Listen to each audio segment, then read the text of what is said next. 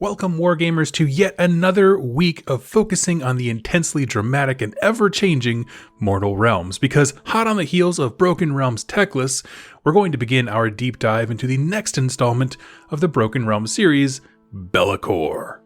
Now, I want to start at the top by saying that this book does an incredibly good job of placing itself within the timeline of the other Broken Realms books.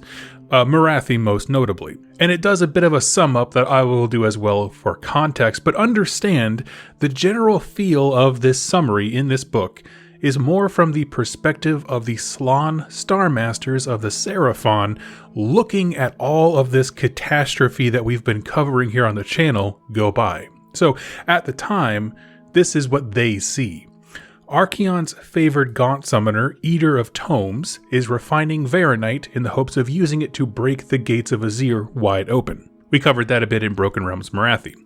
Morathi herself temporarily interrupted this process by her ploy in Broken Realms Morathi. She ascended to godhood, which had all kinds of ramifications of its own. Archaon found Slaanesh imprisoned, but before freeing him completely, had to return to the 8 points because Katakros was marching on it, having secured the Allgate leading to Shyish. And the tool that really allowed the mortals to do all of these massive sweeping changes and battles and stuff were the Realm Gates, these ancient constructs of the old ones that were designed to bring reality together to prosper. And they were now the arteries of destruction that saw chaos, war, and zealotry carried far and wide, chaos or not. Now, if you've kind of pieced it together, they've also seen, the Necroquake invert Shyish and Techless go to war over in Shyish. So this is like a bystander watching all of the events from Wrath of the Everchosen forward up until this point. This is the slann's perspective. And they realized that the time for observation was over. The time for action had dawned. Because the slann were willing and able to go to war to protect the realms. And I say the realms as in like the actual setting of the story. They needed no allies, they answered to no gods, but they were the keepers and the guardians of the natural order, which is now screaming in pain as a result of a lot of things: the Age of Chaos, the Realmgate Wars, the Necroquake, the Unborn Slaanesh, and so on. So if I could, here's the thesis statement or summary of the core narrative in Broken Realms Be'lakor.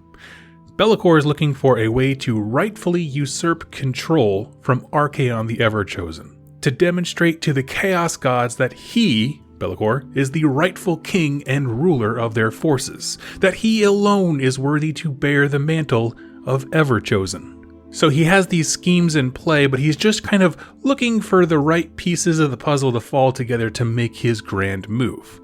Now, at the same time, the events that have already taken place have caused the leaders of the Seraphon to act, and to act aggressively. Their main goal at this moment is the destruction of Eater of Tomes. This is the Gaunt summoner from Broken Realms Morathi. He is the #1 threat in the realms right now, from their perspective. He's the one refining the Varanite. He's also been researching ways to trap Stormcast Eternals, as we saw in that story. If one character could represent, the research and development department of the forces of chaos, it's him. And so he needs to get taken care of. So even though the story, the actual book starts with the Seraphon perspective, it will make sense, I promise. This really is truly about Be'lakor, but they provide a very important piece of the puzzle for him. And so we dive into this narrative following that plan, right? Eater of Tomes has to die, but the problem is he resides in his Silver Tower. Now, Silver Towers are unique to the Gaunt summoner who crafts them. They are each an incomprehensible maze of portals, tunnels, rifts in reality filled with enemies, curses, and warping powers. Not to mention, the best way to get to the Eater of Tomes' Silver Tower is in the 8 points, which means you now need to go through like a scenic walk through hell before you ever reach the gates of this fortress that you're supposed to conquer. But luckily, for the slann, they sensed an easy passage that leads close to the Silver Tower. It's the Allgate of Ghyran. Now, if you remember, in Broken Realms Morathi, the kind of forces of order had to come together and convince Alariel, goddess of Ghyran, to reopen the long-sealed realm gate to the 8 points. because shutting that door was the crowning achievement of the Realm Gate Wars, and so it's no small task, or ask I should say, to reopen a highway to the 8 points in the heart of your kingdom. But Sigmar needed this, and Morathi made a great case for it, and so the door was opened. The contingent of Stormcast Eternals, led by Lord Celestant Nihilet, marched in, leaving a full force of Hallowed Knights to defend the gate for their return, led by Gardas Steel Soul himself. And I'm going to skip what happened to the contingent led by Nihilet, because that's in the story of Broken Realms Morathi. Go check it out below. I'm just going to say, it did not go well for those Stormcast. Things got kind of crappy, real fast. But for the defenders of the Genesis Gate, those who stayed behind and were just waiting on the return of their allies, the signs of war were coming. You see, so this part of the story had to have happened very soon after the events of Broken Realms Morathi. Gardas and 2 full chambers of Hallowed Knights had fortified the Genesis Gate as best that they could, and they were ready for a fight when the winds began to change. Flies began to cover the horizon, foul-smelling slime rained from the skies, the earth around them began to rot and convulse. Meanwhile, the Stormcast Eternals are singing hymns of battle and chanting only the faithful. The Blessed Sons, Nurgle's favored mortal followers, had sensed the Hallowed Knight's presence and began marching as soon as the Genesis Gate opened. Demons and Rotbringer alike marched up to the rock-solid shield wall of the Hallowed Knights. And while the defensive deployment of the Hallowed Knights stood firm, this wasn't truly a fight that was winnable, right? The Maggotkin collectively outnumbered them easily, and the sheer intensity of their attack found the Stormcast wanting. There were just too many to fight. Again, this is a gateway opening to hell. And while the defenses began to crumble, Gardas began to think about any allies that he might call out for, and there weren't really around him at all. The Sylvaneth were likely out fighting their own shadow war in the forests of Ghyran. Regular mortals wouldn't last long on the battlefield against Nurgle forces, and it's that moment that he saw something moving in the woods east of the battlefield. The Seraphon arrived in a tight and precise formation, a truly massive army, forming from the shadows as a mist marched towards the slaughter.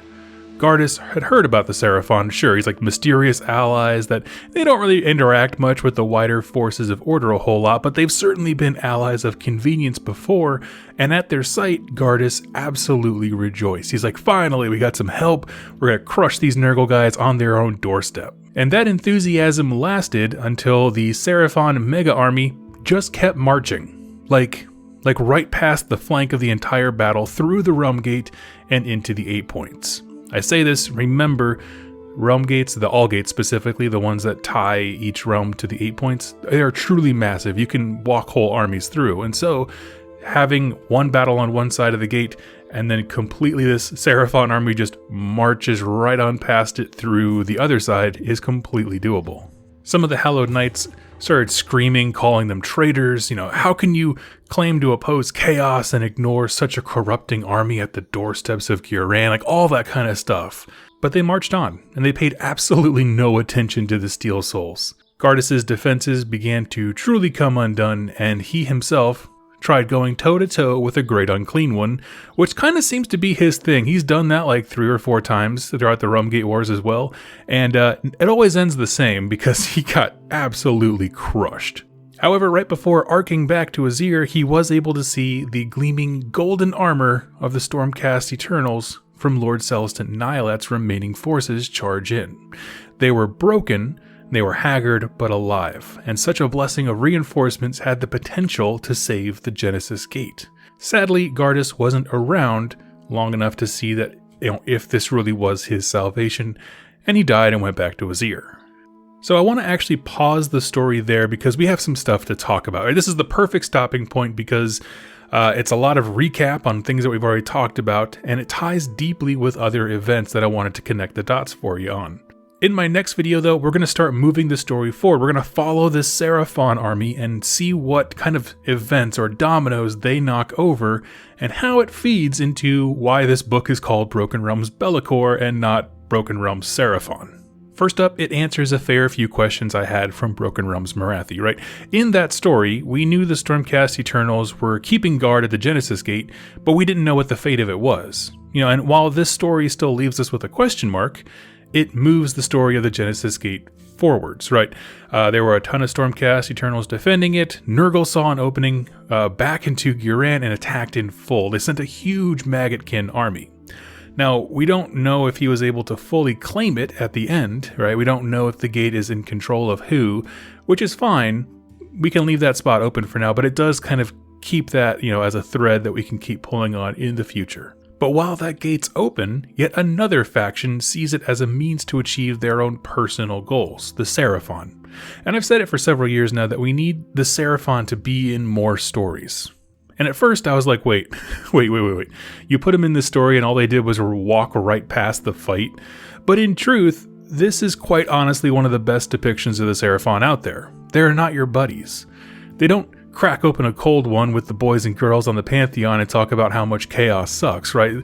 They are the other, like capital O, other. A race of creatures that thinks, feels, and perceives reality in a fundamentally different way, without hubris clouding their vision like Teclis or Nagash. Recapping the events so far from the perspective of the Slann isn't the same as any other force calculating their next move. They see the universe from a totally removed perspective. They see problems and they act as solutions. My point is, the inhumanity, the uncaring feeling of walking right past a slaughter because you have big stuff going on is the perfect depiction of such an alien race. And it really gets me excited for seeing more of them later on in our tale. And I can't spoil it for you, but they have some sweet fights coming up. Now, I know this book, as I said before, is called Broken Realms Bellicor, and it seems like we're doing a lot of lizard talk, but follow me on this journey because the Seraphon are essentially going to, like I said before, flick a series of dominoes that do directly affect the demon Delacor's plans. The actions of the Slann matter immensely, and I'm excited to keep that story going with all of you. But can we just say for a moment how absolutely awesome Garda Steelsoul is? Right, if I had a Stormcast man crush, it would be him because that model he got is incredible. He does come back up in the story later, so it's not like he just popped in to die. But this was a great way to wrap up what happened with those defenders of the Genesis Gate because they really were a footnote in Broken Realms Morathi. And I wanted to know more about it. Like, I wanted to know if they closed the gate or whatever. It's apparently wide open still, which is not good. Like, that's just not good at all. Can we agree? So friends, I want to know your thoughts. What are you excited to see? And I have a question for you. Would you consider the Seraphon traitors for walking right past against, like, a battle against chaos, right? Do you feel like they needed to engage there to help the Stormcast at all? Let me know your thoughts down below. I'd love to see it. And happy wargaming.